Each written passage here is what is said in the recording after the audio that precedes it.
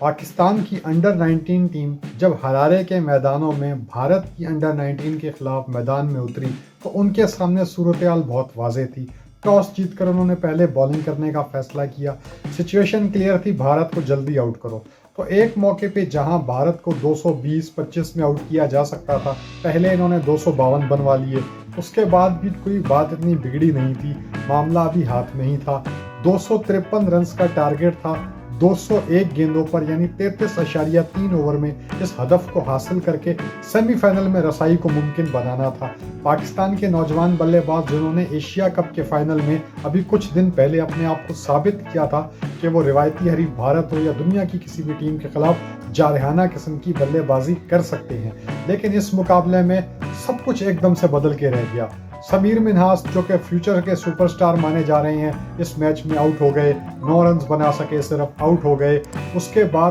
کوئی بلے باز اس طریقے کا جارحانہ پن دکھا نہیں سکا۔ انٹینٹ بالکل غائب تھا، ایگریشن بالکل مسنگ تھا، کسی قسم کی کوئی کوشش نہیں کی گئی کہ اس ٹارگٹ کو اتنے اوورز میں چیز کیا جا سکے۔ ٹک ٹک ٹک ٹک ٹک ٹک لگا دی گئی، دھیما انداز، سلو انداز۔ حمزہ ظہور نے بہت زیادہ سلو بیٹنگ کی، عثمان خان نے تو بہت ہی زیادہ ٹیسٹ کرکٹ کے نظارے کرا دیے کہ آج کل کے جو نوجوان لڑکے ہیں اتنا سلو نہیں کھیلتے، لیکن یہ پتہ نہیں کیوں اس میچ میں سلو کھیلنے لگ گئے۔ کپتان فرحان یونس نے بہت سلو بیٹنگ کی اور مطلوبہ رن ریٹ کے حساب سے نہیں کھیلے۔ تو کہیں بھی پاکستان نے جو انٹینٹ نظر نہیں آیا کہ پاکستان جو ہے اس ٹارگٹ کو چیز کرنا چاہے، کیونکہ اس میچ کو سادہ طریقے سے جیتنے کا کوئی مطلب نہیں تھا۔ واپسی کی ٹکٹیں بک تھیں اگر آپ میچ کو جیت بھی جاتے مگر سلو کھیلتے ہوئے، لیکن پاکستان کو اس میچ میں دونوں محاذ پہ شکست ہوئی۔ ایک تو یہ کہ آپ مطلوبہ ٹارگٹ کو مطلوبہ رن ریٹ کے اعتبار سے حاصل نہ کر سکے تو سیمی فائنل کی دوڑ سے باہر ہو گئے۔ پھر دوسری شکست یہ ہوئی کہ آپ بھارت کے خلاف یہ میچ بھی نہ جیت سکے۔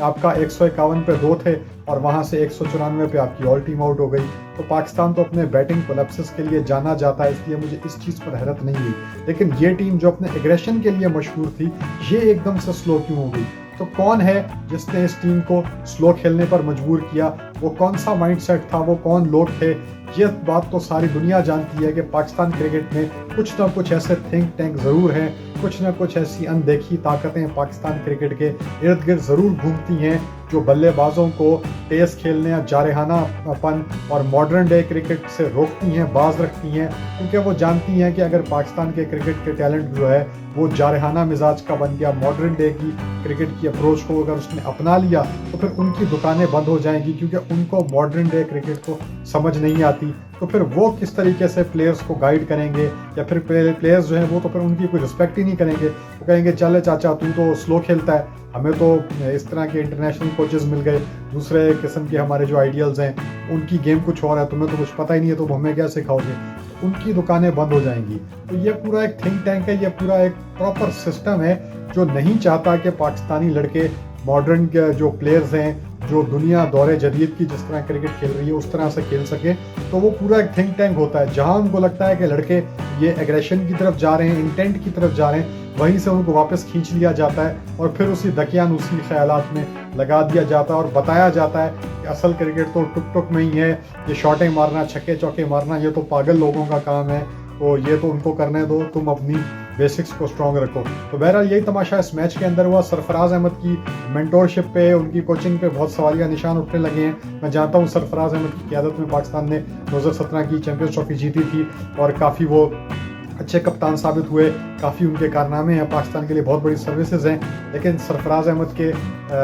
کریئر میں ایک اسی طرح کا ایک ان کے پلینگ ڈیز میں بھی ایک اس طرح کا ایک بدنما داغ ہے جب بنگلہ دیش کے خلاف 2019 ورلڈ کپ میں میچ تھا، جہاں میچ سے پہلے سرفراز نے خود یہ بات کہی تھی کہ اگلے میچ میں ہم 500 رنز کا ٹارگٹ اچیو کرنے کی کوشش کریں گے تاکہ سیمی فائنل تک پہنچنے کی اپنی امیدوں کو زندہ رکھا جا سکے۔ لیکن جب وہ میچ شروع ہوا تھا تو پاکستان ٹیم نے ٹک ٹک لگا دی تھی اور کہیں بھی نہیں لگا تھا، انٹینٹ نظر ہی نہیں آیا تھا کہ یہ 500 کے ٹارگٹ کی طرف جا سکتے ہیں۔ حالانکہ ایک سال پہلے 2018 میں انگلینڈ کی ٹیم نے آسٹریلیا کے خلاف 481 رنز بنائے تھے، مطلب 500 کا ٹارگٹ آسٹریلیا سے تو کم بالنگ لیول کی بالنگ تھی بنگلہ دیش کی، ان کے خلاف 500 اچیو کیا جا سکتا تھا، لیکن پاکستان نے 500 کے ٹارگٹ کو اچیو کرنے کا انٹینٹ ہی شو نہیں کیا۔ لیکن سرفراز نے میچ سے پہلے بہت سارے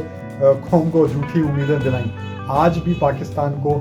33.3 اوور میں 253 کا ٹارگٹ چیز کرنا تھا۔ اس مرتبہ سرفراز کھلاڑی نہیں تھے بلکہ مینٹور تھے، اور باتیں یہی کی گئی تھی کہ ہم بھارت کو بڑے مارجن سے ہرانے کی پوری کوشش کریں گے، لیکن افسوس کے ساتھ کہنا پڑتا ہے کہ وہ کوشش میدان پر بالکل بھی دکھائی نہیں دی، بالکل بھی کوشش وہ میدان پر نظر نہیں آئی۔ اس جانب توجہ دینی چاہیے، اس میچ کو تھورو انویسٹیگیٹ کرنا چاہیے، اس میچ کی تفتیش ہونی چاہیے، اس میچ پر ایک کمیٹی بننی چاہیے، رپورٹ مانگنی چاہیے۔ دیکھیے ہار جیت کھیل کا حصہ ہے، لیکن جب کوئی کھلاڑی ان یوزول طریقے سے اپنی گیم سے ہٹ کر اگر پرفارم کرے، پھر ایک نہیں دو نہیں پوری ٹیم اپنے روٹین سے ہٹ کر اگر پرفارم کرے، تو اس چیز کی جانچ پڑتال ضرور ہونی چاہیے۔ یقیناً اس کے پیچھے کچھ نہ کچھ محرکات سامنے ضرور آئیں گے کہ وہ کون لوگ ہیں، وہ کیا مائنڈ سیٹ ہے، وہ کیسا کانسیپٹ ہے، کون سی ایسے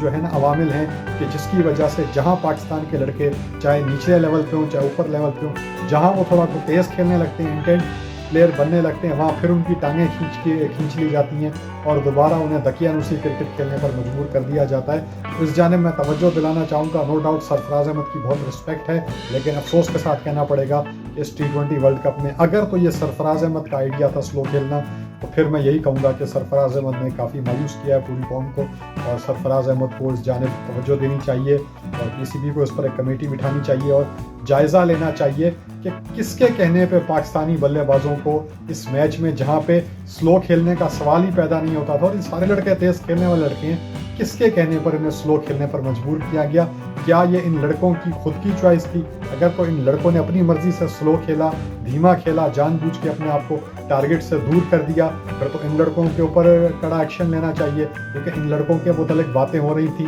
بشمول سمیر مناس باتیں ہو رہی تھیں کہ ان میں سے آدھے لڑکے پاکستان کو ریپلیس کریں گے اس T20 ورلڈ کپ کے بعد۔ اگر تو ان تمام کھلاڑیوں کا یہ خود کا فیصلہ تھا کہ انہوں نے سلو کھیلنا ہے اور اس ٹارگٹ کو اچیو نہیں کرنا اور سیمی فائنل میں جانے کی کوشش نہیں کرنی، تو پھر تو ان لڑکوں کے خلاف ایکشن لینا چاہیے، پھر تو یہ لڑکے پاکستان کھیلنا ڈیزرو نہیں کرتے۔ لیکن اگر کوچز، مینٹورز اور مینجمنٹ کی طرف سے ان پر دباؤ ڈالا گیا تھا کہ آپ نے ٹارگٹ اچیو کرنے کی کوشش نہیں کرنی، آپ نے سلو کھیلنا ہے اور ہمیں سیمی فائنل میں جانے کی کوئی ضرورت نہیں ہے، آپ نے بس اس میچ کو جیتنا ہے، اگر یہ مینجمنٹ کی طرف سے کہا گیا تھا تو بھی یقیناً یہ افسوسناک بات ہے۔ بہرحال اس میچ کو ہلکے میں نہیں لینا چاہیے، اس میچ کی شکست میں جہاں ایک مقابلے میں پاکستان کو 2 محاذوں پہ شکست ہوئی ہے، نہ تو آپ بھارت سے جیت سکے نہ ہی سیمی فائنل میں پہنچ سکے، تو میں سمجھتا ہوں کہ اس مقابلے کو تفتیش ہونی چاہیے، پڑتال ہونی چاہیے، کمیٹی بننی چاہیے اور محرکات کا جائزہ لینا چاہیے، تمام عوامل کو سامنے لانا چاہیے، آخر وہ کون سے عوامل تھے۔ اگر یہ کھلاڑیوں کا فیصلہ تھا تو پھر میرا نہیں خیال کہ اس میں سے کوئی بھی کھلاڑی انکلوڈنگ سمیر مناس، کوئی بھی کھلاڑی پاکستان کھیلنا ڈیزرو نہیں کرتا۔ اگر ان کی یہ سوچ تھی کہ ہمیں سیمی فائنل میں نہیں پہنچنا، ہمیں بس اس میچ کو جیتنا ہے، تو پھر اس میں ٹیم کا کوئی کھلاڑی پاکستان کھیلنا ڈیزرو نہیں کرتا۔ لیکن اگر یہ مینجمنٹ کی اور کوچنگ اور مینٹورز کی یہ غلطی تھی تو پھر ان کے خلاف کارروائی ہونی چاہیے، ان کے خلاف کوئی ایکشن لینا چاہیے۔ بہرحال ICC کو، PCB کو اس جانب توجہ دینی چاہیے اور مستقبل میں ایسی کسی مینجمنٹ اور ایسی کسی قسم کی سوچ، ایسے کسی قسم کے عوامل جو پاکستان کے نوجوان ٹیلنٹ کو ماڈرن ڈے کرکٹ کھیلنے سے باز رکھنا چاہتے ہیں، دور رکھنا چاہتے ہیں، ایسے عوامل کو کرکٹ کی کوچنگ، مینٹورشپ اور ان چیزوں سے دور رکھنا چاہیے، کیونکہ یہ لوگ پاکستان کے جو نوجوان ٹیلنٹ ہیں ان کی جڑیں کھوکھلی کر رہے ہیں اور ان کی جڑیں کاٹنے کے مترادف ہے یہ چیز۔ ہمارے نوجوان بچوں کو ماڈرن ڈے کرکٹ سے دور رکھنا